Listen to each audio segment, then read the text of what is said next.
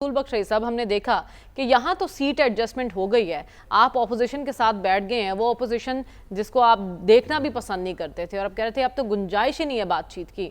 लेकिन जब seat adjustment की बात हुई तो सारी गुंजाइश भी पैदा हो गई।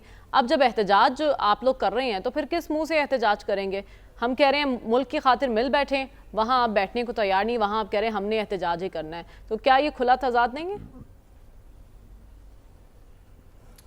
देखें, कई तजाद आते हैं, एक हो तो बताएं।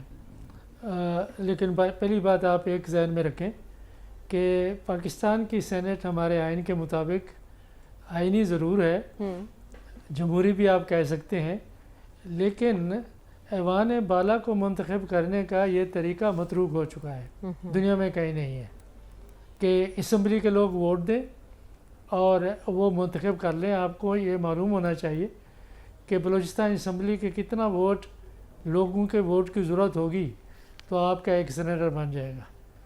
तो इसको आप क्या अवाम का नुमाइंदा आप कह सकते हैं सेनेटर्स को, और उनकी मियाद भी आपने 6 साल रखी है कि नौकरी पक्की है, और वो आपकी पार्लिमान कौमी असम्बली जिसको अवाम ने मुंतखब किया है उसको तो आप ख़त्म कर सकते हैं, लेकिन सेनेट को आप ख़त्म नहीं कर सकते। वो रहती है, वो काम करती रहती है। तो ये एक ऐसा इदारा हमने बनाया हुआ है जो कि एक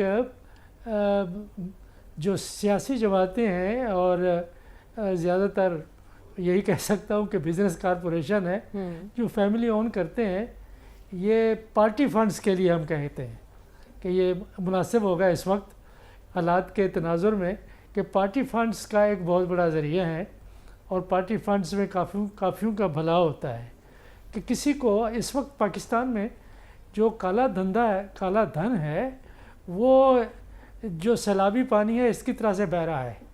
लोगों को शनाख्त चाहिए,